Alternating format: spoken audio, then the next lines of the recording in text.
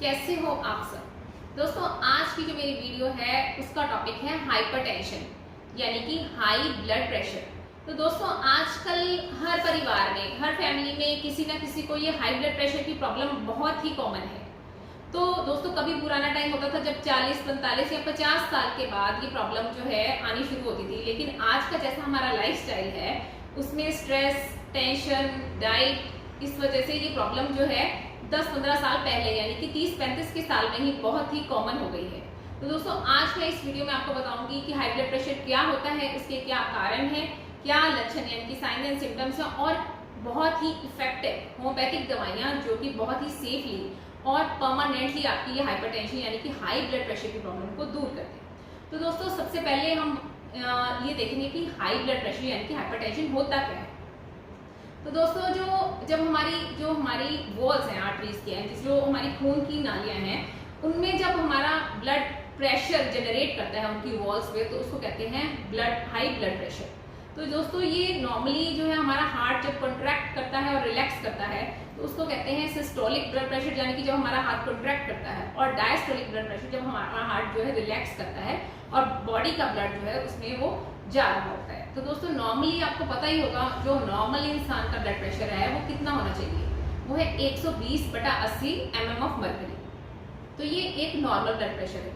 दोस्तों जो हाइपरटेंशन की कुछ स्टेजेस होती हैं, जैसे कि हम कहते हैं कि एलिवेटेड ब्लड प्रेशर है, ये स्टेज 1 है, स्टेज 2 और stage 3 hypertension. Elevated blood pressure हम किसको कहते हैं, यदि ब्लड प्रेशर की हमारी रीडिंग जो है वो 120 से 129 तक हो जाए, और जो डायस्टोलिक मैंने आपको बताया था नीचे वाला ब्लड प्रेशर वो 90 से कम रहे। तो इसके अलावा फिर स्टेज 1 के बाद हमारी स्टेज 2 हाइपरटेंशन होती है, जब हमारी 130 से 139 सिस्टोलिक यानी कि ऊपर का ब्लड प्रेशर और 90 से 99 तक लोअर जो डायस्टोलिक ब्लड प्रेशर है अगर वो हो जाए।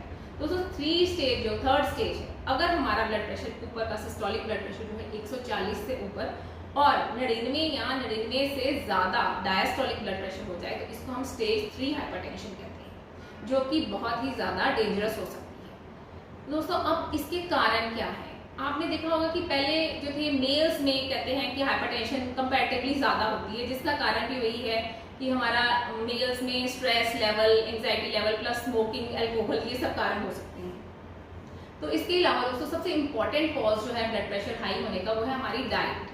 तो हमारी अगर डाइट अच्छी नहीं है, अगर हम हेल्दी डाइट नहीं ले रहे, बैलेंस डाइट नहीं ले रहे, अगर हमारी डाइट में नमक की मात्रा ज़्यादा है, तली हुई चीज़ों की मात्रा ज़्यादा है, अगर हम प्रिजर्व फूड ले रहे हैं, हम रिफाइंड फ्लोर ले रहे हैं ज़्यादा, अगर हम घी, तेल, चिकनाहट वाली चीज़ों की मात्रा ज़्यादा ले रहे हैं, डाइट नॉन वेजिटेरियन फूड ज़्यादा है, तो ये इंपॉर्टेंट कॉज हो सकता है ब्लड प्रेशर हाई होने का।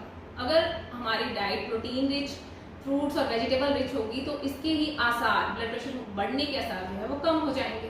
तो इसके अलावा दोस्तों हमारा सेडेंटरी लाइफस्टाइल यानी कि मोटापा होना, सारा दिन बैठे रहना, हमारे लाइफस्टाइल में एक्सरसाइज, सैर, योगा, स्पोर्ट्स की कमी होना, इसकी वजह से भी हमारा ब्लड प्रेशर जो है बढ़ सकता है। इसके अलावा दोस्तों जैसे मैंने आपको बताया था कि मेंटल स्ट्रेस, आज का जमाना जो है वो हो गया कंपटीशन का जमाना। तो हमारे हाथ में गैजेट्स हैं, मोबाइल्स हैं, लैपटॉप्स हैं, ज़्यादा स्ट्रेस लेवल बढ़ गया है, बहुत ज़्यादा कंपटीशन इंक्रीज हो गया है, हम शेयर नहीं कर पाते एक दूसरे से। फैमिली में सब बैठे होंगे और हर मेंबर के पास अपना एक मोबाइल फ़ोन होगा, एक गैजेट होगा उसके हाथ में। तो इसकी वजह से क्या है कि लोगों का मेंटल स्ट्रेस लेवल जो है वो बढ़ गया है, एंग्जाइटी रिलीज नहीं हो रही, मेंटल कैथारसिस नहीं हो पा रहा, एक दूसरे से कुछ शेयर नहीं कर पाते। तो इन सब चीज़ों की कमी की वजह से जो है ब्लड प्रेशर के केसेस जो है वो राइज होने लग गए हैं। इसके अलावा जैसे मैंने आपको बताया था कि स्मोकिंग है, अल्कोहल इंटेक है, ये सब जो है ब्लड प्रेशर के कारण है। तो दोस्तों अब मैं आपको बताने जा रही हूँ कि ब्लड प्रेशर जो है हाइपरटेंशन वो प्राइमरी और सेकेंडरी दो तरह की होती है। तो प्राइमरी हाइपरटेंशन में क्या है कि इसे एसेंशियल हाइपरटेंशन भी कहते हैं, कि जैसे जैसे विद एज के साथ हमारी ब्लड वेसल्स में भी कुछ चेंजेस आ जाते हैं। तो ये चेंजेस जो है जैसे कि एटीरियोस्क्लेरोसिस हो सकता है, आर्टरीज की वॉल्स में थिकनिंग हो सकती है। तो ये प्राइमरी हाइपरटेंशन के कुछ जेनेटिक कॉजेस भी हो सकते हैं। अगर फैमिली में जीन्स में हिस्ट्री है, मदर फादर या पीछे ग्रैंड पेरेंट्स को हाइपरटेंशन की हिस्ट्री है, तो आप में भी होने के आसार बढ़ जाएंगे। इसके अलावा कुछ एनवायरमेंटल कॉजेस होते हैं, कुछ फिजिकल कॉजेस होते हैं हाइपरटेंशन के। तो दोस्तों इसके अलावा एक सेकेंडरी हाइपरटेंशन है। अगर कोई बीमारी है जैसे कि कुछ एड्रिनल ग्लैंड के साथ रिलेवेंट है, या जैसे कि कुछ हमारे जैसे थायराइड इशू, एंडोक्रिनल ग्लैंड्स के कुछ प्रॉब्लम्स आ गई हैं, इसकी वजह से भी सेकेंडरी हाइपरटेंशन जो है वो हो सकती है।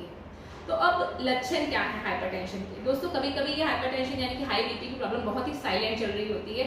हम वैसे ही जनरल ही पेशेंट मॉनिटर करवा लेता है अपना ब्लड प्रेशर, तो उसे पता लगता है कि हाँ मेरा ब्लड प्रेशर एकदम से बढ़ा हुआ है, तो हम उसे फॉलोअप करने के लिए कहते हैं कि आप कंटिन्यूस मॉनिटरिंग करवाओ, ताकि हम टाइमली इंटरवेंशन कर सकें और उसको टाइमली जो है ट्रीटमेंट दे सकें इस प्रॉब्लम का।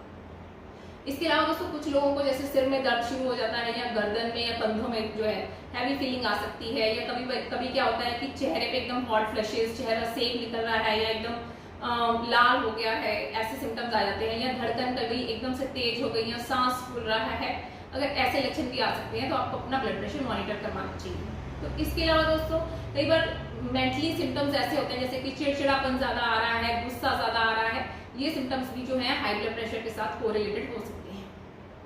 तो दोस्तों अब मैं आपको ऐसी कुछ होम्योपैथिक मेडिसिन बताने जा रही हूँ जो ये हाई ब्लड प्रेशर की प्रॉब्लम को जड़ से दूर कर सकती है, और आपको सारी उम्र जो है बीपी की जो टैबलेट आप खा रहे हो उससे आपका छुटकारा हो सकता है। तो दोस्तों इसमें सबसे इंपॉर्टेंट मेडिसिन जो है वो है बेलाडोना। बेलाडोना हम तब देते हैं जब अगर ब्लड प्रेशर के साथ आपका एकदम से सर दर्द हो रहा है, यहाँ टेम्पोरल्स पे एकदम से थ्रॉबिंग सेंसेशन हो रही है, और सामने पेशेंट को बहुत ज्यादा गुस्सा आ रहा है, एग्रेसिव हो रहा है, पेशेंट एकदम से ब्लड प्रेशर शूट हो जाता है, तो वहाँ हम ये मेडिसिन बेलाडोना जो है वो दे सकते हैं। तो दूसरी मेडिसिन जो है दोस्तों वो है ग्लोनाइन।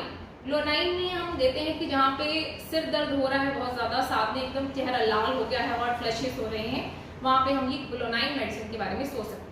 दोस्तों इसके अलावा एक मेडिसिन है नेट्राम्योर। नेट्राम्योर हम वहाँ देते हैं जहाँ पे क्रॉनिक स्ट्रेस लेवल जो है बहुत ज़्यादा होता है, जैसे कि फीमेल्स में आपने देखा होगा कि बहुत ज़्यादा स्ट्रेस है, कोई चीज़ की एंग्जाइटी है बहुत ज़्यादा, साथ में उसको सॉल्ट के लिए बहुत ज़्यादा क्रेविंग हो रही है, और कुछ थायराइड जो है मेटाबॉलिक कुछ डिसऑर्डर है, कुछ थायराइड की हिस्ट्री भी है, तो वहाँ पे हम अगेन ये नेट्राम्योर जो है मेडिसिन बहुत ही इफेक्टिव है ब्लड प्रेशर के केसेस। इसके अलावा दोस्तों एक मेडिसिन है नक्स वोमिका। तो नक्स वोमिका हम वहाँ पे सोच सकते हैं जहाँ पे कुछ गैस्ट्रिक सिम्टम्स भी हैं हमारे पास, इंडाइजेशन है, सारा दिन बैठे रहना, सीडेंटरी लाइफस्टाइल है, अगर किसी का ऑफिस में जैसे बैठे रहने की वजह से पेट में हैवीनेस आ रही है, इंडाइजेशन आ रही है, उसके बाद जो आपके ब्लड प्रेशर के सिम्टम्स जो हैं वो आने लग गए हैं, तो ऐसे केसेस में जो नक्स वोमिका है वो आपके डाइजेशन जो है, डाइजेस्टिव सिस्टम को तो इम्प्रूव करेगी और आपके ब्लड प्रेशर को भी वो बहुत ही इफेक्टिवली ठीक करेगी। दोस्तों अब मैं आपको बहुत ही इफेक्टिव 4 मदर टिंचर्स ऐसे बताने जा रही हूँ जो होम्योपैथी में बीपी की प्रॉब्लम को यानी कि हाई ब्लड प्रेशर की प्रॉब्लम को आपके जड़ से ठीक कर देगी। इसमें सबसे इंपॉर्टेंट मदर टिंचर है रवॉल्फ या सर्पेंटिना। दोस्तों ये जो रवॉल्फ या मदर टिंचर है हमारे आयुर्वेदा में भी बहुत ही अच्छा इफेक्टिव है, और साथ ही साथ ये होम्योपैथिक में भी बहुत ही अच्छे रिजल्ट हैं इसके हाइपरटेंशन के केसेस में। तो दोस्तों इसके अलावा जो दूसरा मदर टिंचर है वो है अर्जुना। अर्जुना मदर टिंचर को हम हार्ट टॉनिक भी कहते हैं। ये ब्लड प्रेशर के साथ साथ हार्ट के लिए भी बहुत ही इफेक्टिव मदर टिंचर है। तो इसके अलावा दोस्तों एक मदर टिंचर है हमारा क्रेटिकस। जैसे मैंने आपको पहले बताया था कि स्टेज 3 हाइपरटेंशन होती है, जहाँ पे जिसको हम मेलिग्नेंट हाइपरटेंशन भी कहते हैं, यहाँ पे बीपी बहुत ज्यादा बढ़ जाता है। ऐसे केसेस में हम क्रेटिकस मदर टिंचर से अपना जो ये मेलिग्नेंट या काफी हाई जो है ब्लड प्रेशर, इसको हम कंट्रोल कर सकते हैं। दोस्तों आखिरी दवाई जो है उसका नाम है पैसिफ्लोरा मदर टिंचर।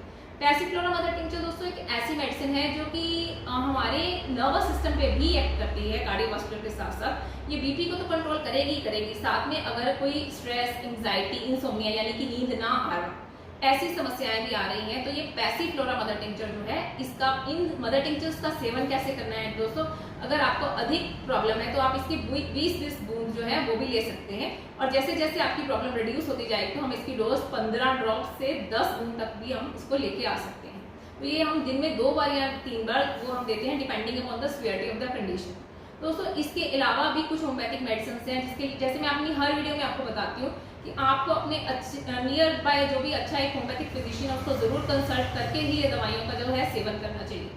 तो दोस्तों मैंने इस वीडियो में अपना फ़ोन नंबर भी दे रखा है, अगर आपको इस प्रॉब्लम से रिलेवेंट कोई भी क्वेरी है, कोई आपको प्रॉब्लम है, आप डिस्कस करना चाहते हैं तो आप इस नंबर पे मुझे संपर्क कर सकते हैं। और दोस्तों मेरी आपसे रिक्वेस्ट है, जिन्होंने अभी तक मेरा चैनल सब्सक्राइब नहीं किया प्लीज़ वो मेरा चैनल सब्सक्राइब करें और शेयर करें। उम्मीद है आपको मेरी ये वीडियो बहुत पसंद आई होगी। शुक्रिया।